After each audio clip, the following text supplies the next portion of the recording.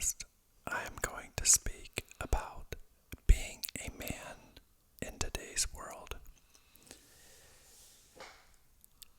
It's a huge topic, and one, it's like, where do you actually start with it? You know, it is, it's a big topic, and I want to be careful because I know that there's a lot of young people listening to this. It's challenging too when you're trying to give advice, when you know that there's people all over the spectrum of life as far as where they are in life. But I always feel like the most good I can do is helping those in most need. I think that's like as a human, not just as a man, but as a human, our objectives in life should be to eliminate as much suffering as possible, because there's a lot of it in the world. But at the same time, it's hard to have extreme compassion for others if you're hurting yourself. And I understand that.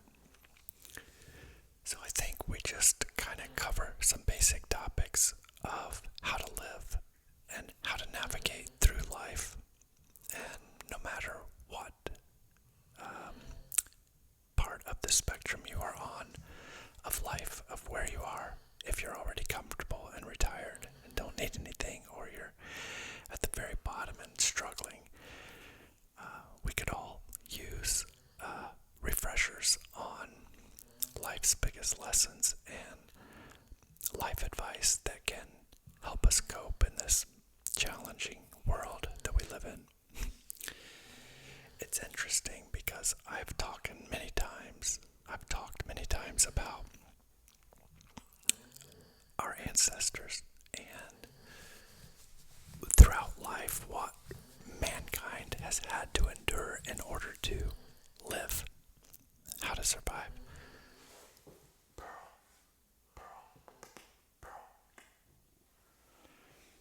Sorry, she's getting loud. But it seems like throughout history, our ancestors all endured hard times. You know, life without electricity, life without indoor plumbing, even earliest of days, life without shelter. You know, the earliest humans, no matter what you believe, whether it was the Bible or evolution, our early ancestors had it rough. You know, I find it really humbling when you think about what it must be like to wake up and your first and only thought is, I need to find food or I will die.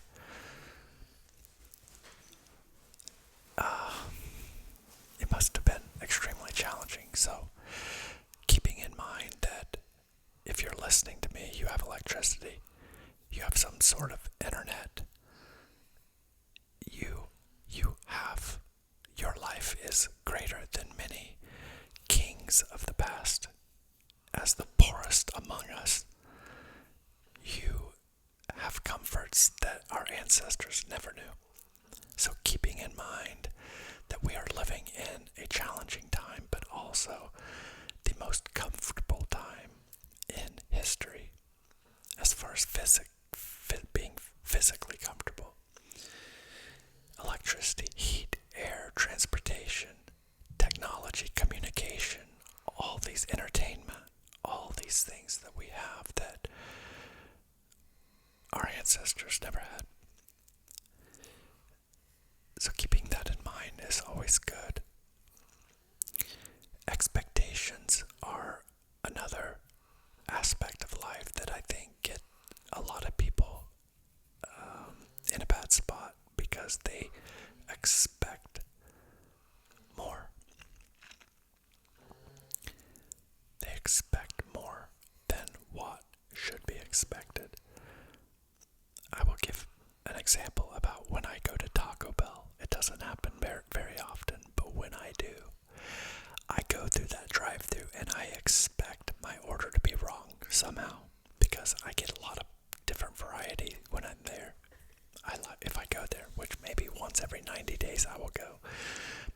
is good. I do crave it every now and then, but once I've had it, I'm good for a while. But when I go, I expect my order to be wrong. And if it's not when I leave, it's amazing. If it was wrong, I get it fixed. And it's not a big deal because I expected it, and it's almost like funny that it happens because I expected it. It's the same way when I go out in traffic. I'm like, I'm gonna have somebody tailgate me today, and I'm gonna see some crazy drivers out there on the road, and I just drive defensively and careful. Now, I go with the flow. I'm not that guy doing 2 miles an hour under the speed limit, and I'm not doing right at it, but I'm like the guy that you just don't even notice that's doing, if the speed limit's 55, I'm doing 64. I'm invisible. You don't even know I'm there. I'm staying out of your way. I see you coming a mile away, and I'm moving to the other lane. I'm getting out of your way.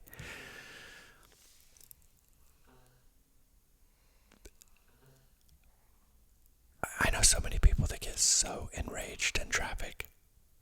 And why? Because they expect that everything's just going to be great. They expect that when you get out on these crazy roads that everything's going to be fine. How can you even expect it? Have you not driven anywhere lately? You expect that it's going to be challenging out there. You get in your car, you say, here we go, this is going to be challenging. I'm going to try to avoid anything negative. You don't know who's in the car behind you. You don't know why that mad, crazy woman behind you is like riding 3 inches off your bumper, but she needs to get where she needs to go, and she's not happy. So get out of her way and just let her go. She'll be gone out of your sight in no time. It's just not worth it. It's not worth getting aggressive back when you are confronted by aggressive drivers, and it's much better to be that passive, defensive person. You'll never get tickets. You won't get your license in jeopardy. This is one lesson I learned the hard way. I nearly lost my license when I was probably 22, 23 because 18, 19, 20, I was getting like 2 tickets per year, and the points on your license rack up, and it takes several years for the points to start dropping back up, and I was forced to take defensive driving lessons. Part of it is when I was young, I was driving a long distance because I got a better job, but I was still living in my hometown because I owned property there, and quite frankly, because I just didn't want to leave it. I was comfortable in my hometown at the time. But I got myself in jeopardy over driving, and it's just not worth it, and I know that now, and yeah, if you see me on the road, you just won't see me because I'll stay out of your way. Another thing that I want to talk about is pain, because I think pain, a lot of us try to avoid pain, as we should. If you've got your hand on something hot, you need to take it off. Pain is a great motivator. I've said this probably on 1 out of every 10 videos I've made, that my favorite saying is, you are going to suffer one of 2 ways in life, either through the pain of discipline or through the pain of disappointment. There is no third option. I don't care what you're thinking about doing in life. Whatever it is, it's going to be pain or disappointment. It doesn't matter what it is. It really is. Everything we do is suffering, it seems. If you want to keep yourself in shape, you endure the discipline, the pain of the discipline of working out. Or you look in the mirror in 6 weeks because you haven't worked out, and you're either worse or the same. If you're on a diet, you either endure the pain of the discipline of not eating the food that you know you need to stay away from, or go ahead and eat it, and you'll have the disappointment when you get on the scale. You see, it's whatever you want to do. If you want a better job, you better be going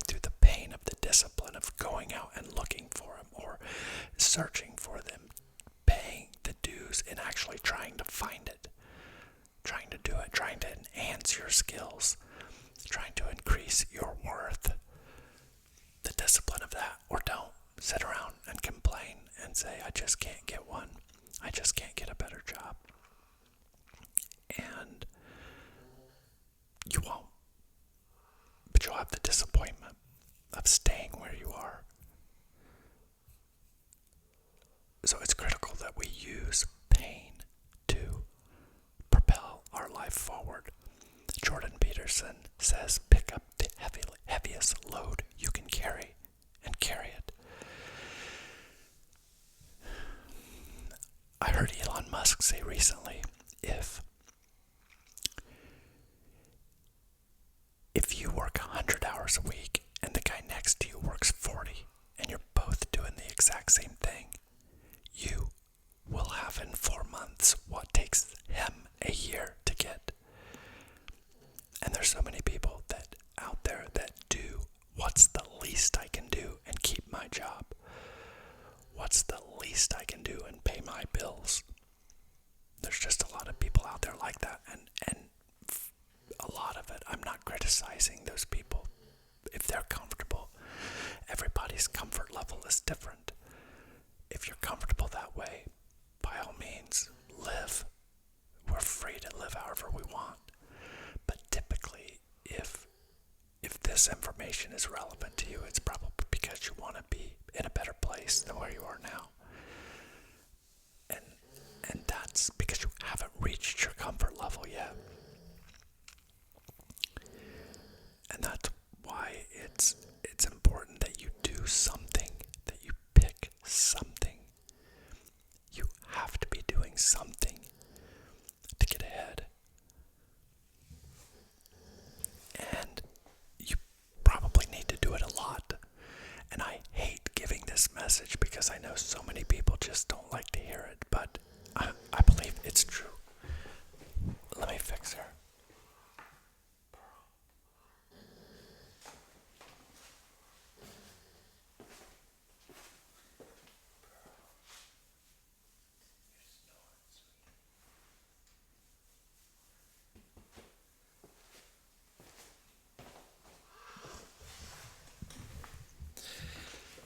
Okay, I don't mind her breathing heavy, but the loud snores, I think, can be disruptive. You just have to pick something, you have to do it a lot. I believe, this is my belief, that you have to do something for 30 years. You have to pick something and do it for 30 years. Yeah, it doesn't have to be the same thing, but it needs to be something throughout the whole 30 years. So if you wait, you can start at 16 and be done at 46, or you can start at 30 and be done at 60. My brain froze up for a second. But you're gonna have to do it, and so that's why I believe that it is, and this is where I get into the parts where I think that it's controversial. My belief is pay now or pay later. I didn't invent the saying. It is somebody else started the saying because it's just a fact of life. You either pay now or you pay later. And so when do you want to give those 30 years? Do you want to do 10 and stop and give 10 and stop and give 10? Or do you want to get it the heck over with? Right? Do you want to just get it over with? Because the 30 years is based on pretty much a 40-hour work week. So if you give an 80-hour work week, you can probably do it in 15. You can amass, you can at least get yourself to the point that you're super comfortable financially. Because when you're working, you're also not spending money. You're not getting in trouble. You're not incurring other problems. You know, if you're out partying and you get a speeding ticket, you get a DUI, you're spending money out partying, you're going to ball games, you're going out on dates. All these things cost a ton of money. And again, please, I'm not saying you don't do these.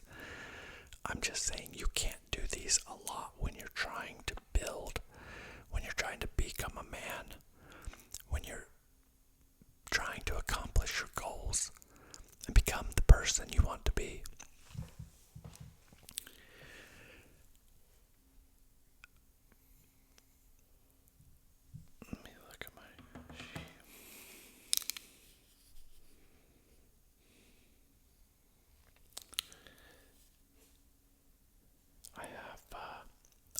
dying. Odds of dying. My mom used to always tell me, you work so much, you never get to enjoy the things that you're working so hard for. Money isn't everything. Money doesn't grow on trees. Money won't buy you happiness. I heard it all.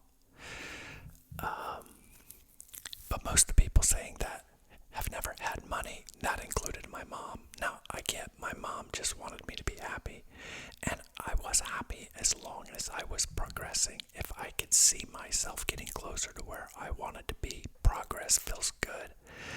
But she felt like I didn't have a good enough balance when I was younger, and I didn't.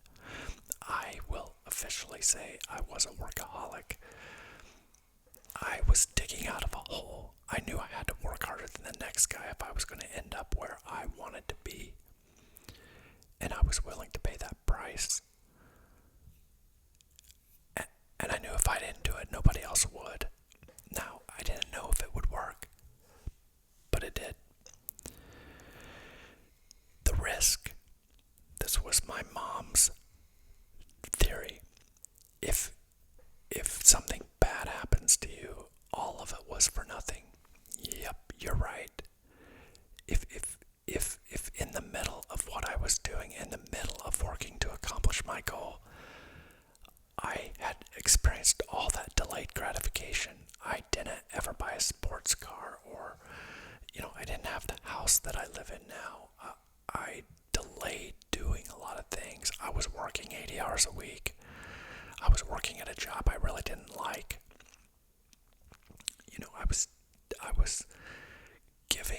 I was selling my time for money.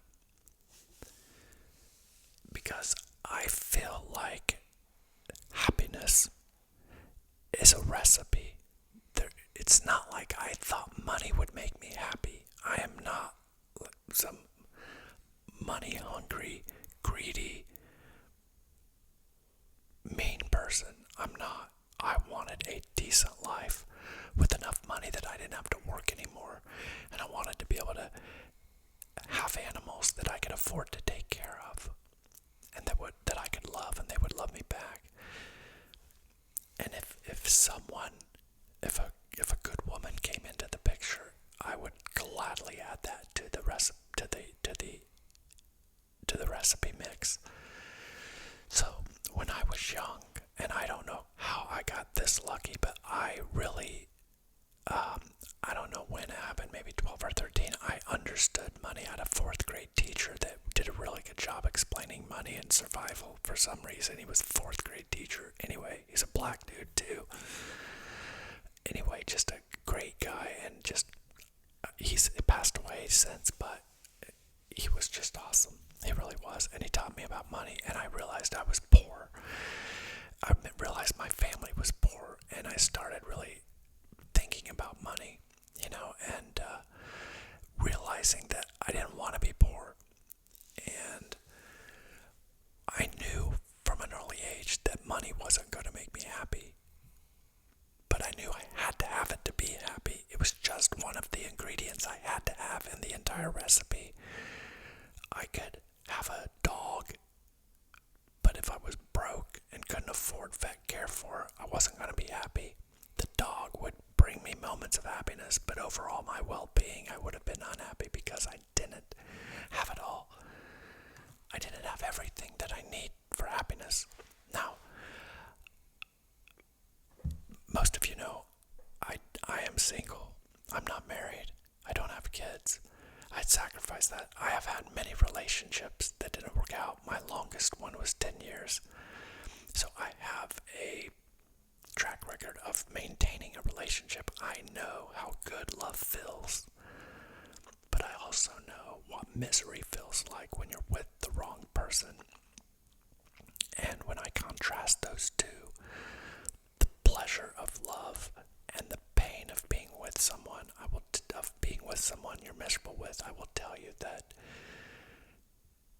I would rather not have the pain. I would rather lose out on the love than deal with that pain. And I know you can have both. I just haven't been that fortunate, and I still feel like I have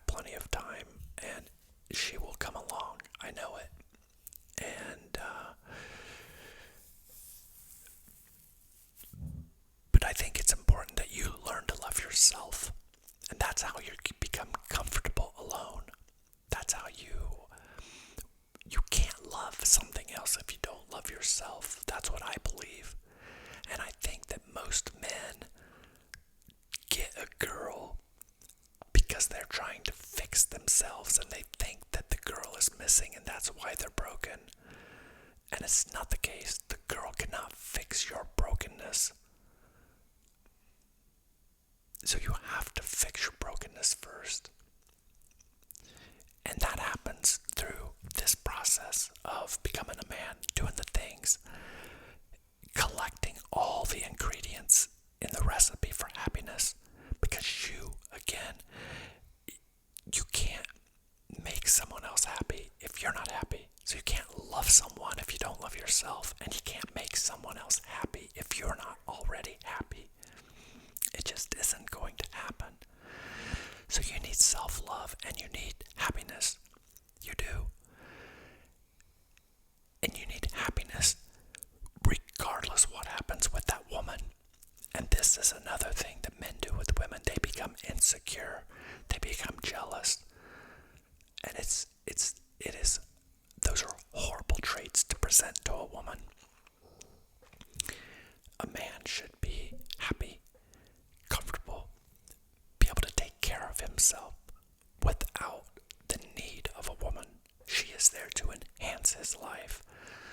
So I just think this is the problem with most relationships, and it was the problem with a lot of mine. I went to the woman for strength instead of bringing her mine. And that's where most relationships go wrong.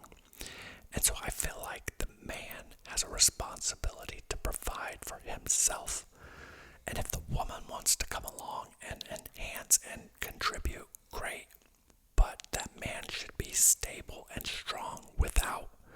Now, if you're madly in love and something tragic happened, of course, break down, dude. That's to be expected. But to be asking your woman, where have you been? Where are you going? Who are you with? Let me check your cell phone. No. Possessive insecurity. It's a disgusting character trait. And it's weak. You need to be secure. She needs to be attracted to you, not repulsed by you. And that's what will happen with that type of behavior. You will lose her. So I know that my problem was I was a broken man.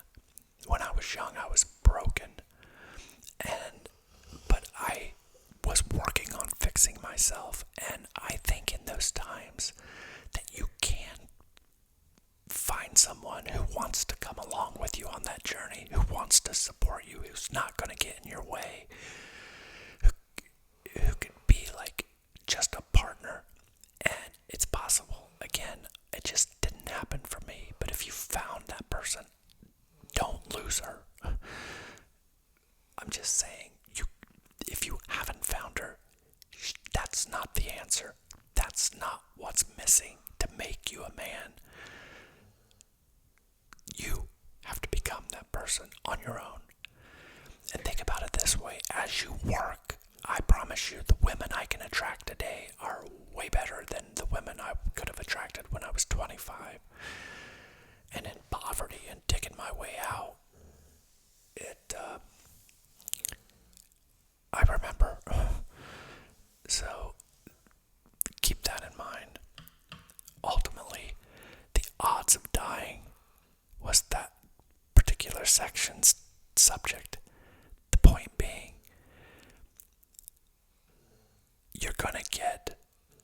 you're better off pursuing what you want, because the odds of dying on your way to that journey are slim to none.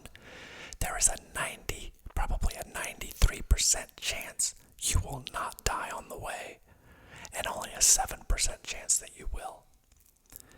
So why not play the odds? If you knew 93% chance the next lottery ticket you bought was going to scratch off and win, wouldn't you go buy it? Yeah, you would. 93% chance of you not dying, so never use that excuse. I'm not going to work my youth away because what if I die? It was all for nothing. Okay, don't. What if you stay alive and never get it? What if you don't die? Stop asking yourself, stop being afraid of dying. It will hurt your chances of success. Now, there's not a 93% chance that you're going to get exactly what you want. But if you do all the hard things, there's a 93% chance you'll live to see it. And a 93% chance you're going to be in a better place. Well, 100% chance you're going to be in a better place than you are now.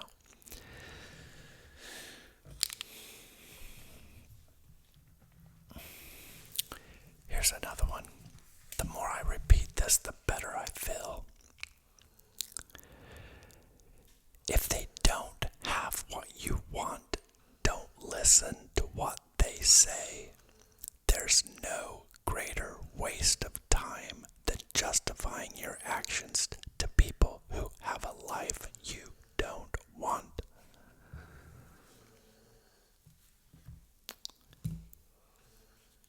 Guys, you've got to be careful with the people you hang around. And it's not as if you can just start hanging around with millionaires. But you can start hanging around with like-minded people your own age, people that are trying to get their life moving in the right direction. So a lot of people misunderstand that and just say, oh, yeah, right, like I can go hang out with people driving Lamborghinis. No, that's not likely possible, if that's even your goal. But saying if that's your goal, it's not as if you can just be around only those people. But you can choose to be around positive people that will lift you up, that want a better life, that are also on their way, on their journey. That's the key. You can't hang around the people that you know will bring you down. I've got a good friend of mine, and he doesn't work. His wife, she works for a pharmaceutical company and makes a lot of money. And he doesn't have to work, but you would think he would be happy just being a house husband, but he's not. And he's not because I think he feels inferior. There's something not satisfied within him. Not that he is spiteful to his wife. I think he's absolutely grateful to her and he loves her. But he feels, I can tell that he feels inferior to her. I can tell that he feels inferior to our other friends that are actually working. He doesn't have anything that he can say, look what I did, other than I kept my wife happy, and hey, that's something. But I don't know that can satisfy a man. I don't know any man that is satisfied that has been that way, that has let his woman work while he does not. I don't understand that. My point is, I wouldn't take advice from that man because he does not have the life that I want. And in fact, he's constantly reaching out to me for advice. And, I love him anyway, but I hate it for him. But there's nothing I can do. He's probably 47, 48 now, and he hasn't done it yet. He's likely not going to. So he'll just have to live with that sense of being unfulfilled and not having a story to tell about how he did it. And I feel like when you've earned something, it is so much more valuable. If you can imagine, like, stealing somebody's gold medal that won a gold medal at the Olympics, like somebody's sold it on the black market and you had it. Well, you might have something of value, like maybe you could sell it again. But it's not like that gold medal, what that means to the person that earned it and all the blood, sweat, and tears that went into winning it, right? Life is like that too.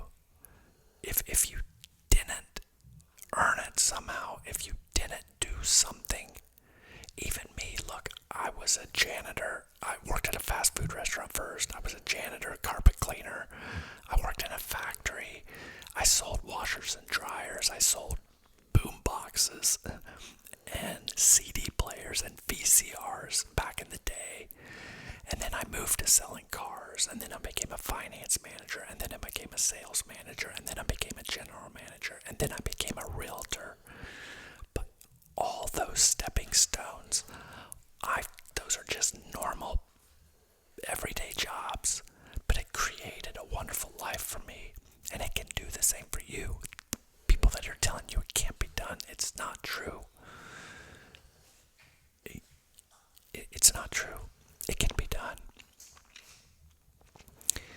So you don't have to have some sort of special magic power or be Tom Cruise or be LeBron James or be Tiger Woods. It's not necessary. Yes, they have an amazing skill. They can just do what they love and make a lot of money and make crazy money. But do you really need a jet to be happy? I don't. I don't want the responsibility of one. Heck, I'm already dealing with the responsibility of buying an NSX. And so, yeah.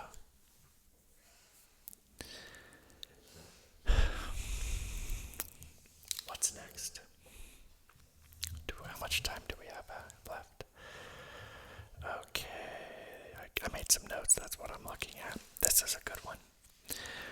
One of the most interesting findings of the last decade in all of science is that when you contract your muscles, they literally secrete proteins in your bloodstream that make you resilient to stress and protect you from depression. Scientists call them hope molecules. Hope molecules. So when you contract your muscles, you just, if you tighten your bicep right now, it is secreting proteins into your blood. And those proteins help alleviate stress and depression. I work out every other day. I used to work out every day. But about 6-8 months ago, I stopped. I'm 52, so it's my body doesn't feel quite the same as it did. And I also am just a little more cautious. I still feel real good, but I've had joint issues. From working out. I had a wrist problem. I don't have anymore. Had an elbow problem. Don't have anymore. And had a shoulder problem. I don't have anymore. But I know that it's because I need to be a little bit more careful. I'm not 20 years old anymore. But I have to do it. I have to work out. Even on the days I don't work out, I'm outside running my dogs or running around here doing housework and being active, mowing my yard, doing something here that's active, because even running or walking or basic exercise will secrete these proteins. And it's much better than getting on medicine. Again, I'm not anti-medicine that it can't work, but I'm very, very skeptical that you can just take a pill and fix your problems. It's not gonna happen. So I disagree with that theory. I think exercise, water, and sunlight are the best medicine for depression. And it is very difficult to be depressed when you're proud of yourself. So that's where I feel like all of these things come in when I tell you the recipe for happiness. We're talking about a good body, good financial situations, good living situation, loving friendships and relationships, love maybe from animals. All of these things come together. All of these things are the ingredients that create a wonderful life, create happiness, create security, create peace in your life. There is gonna come a day that you are not, even if you love your job, there's gonna come a day that you don't want to work anymore. And if your job is not a government job or a union job with a pension that says, okay, you work 30 years and then we'll give you a check for the rest of your life,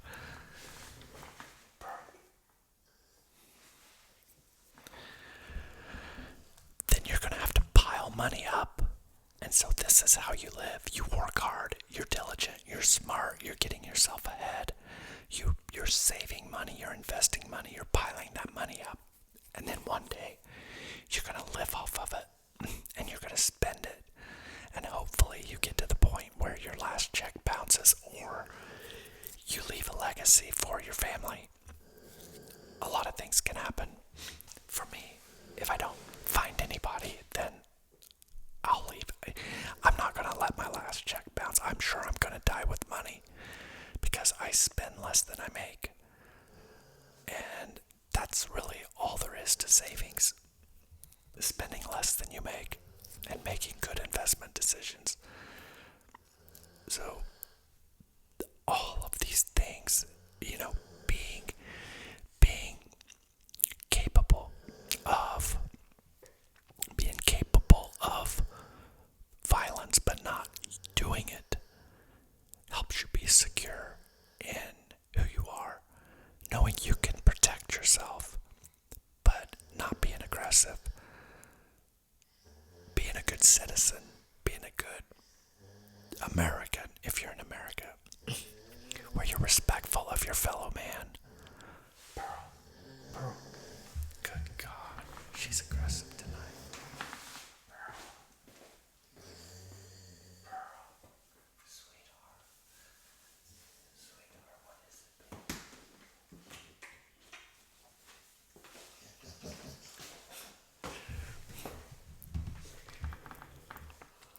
Let me see what else is on my list. I appreciate your patience with Pearl. Okay. I think I'll end with this because this was my issue. This is true on how they catch baby monkeys in the wild. They use this device that is like a vase, and it's got a ball at the bottom, and it's got a tube coming up. And so they put the monkey's favorite fruit in that container. And so it drops down this long neck,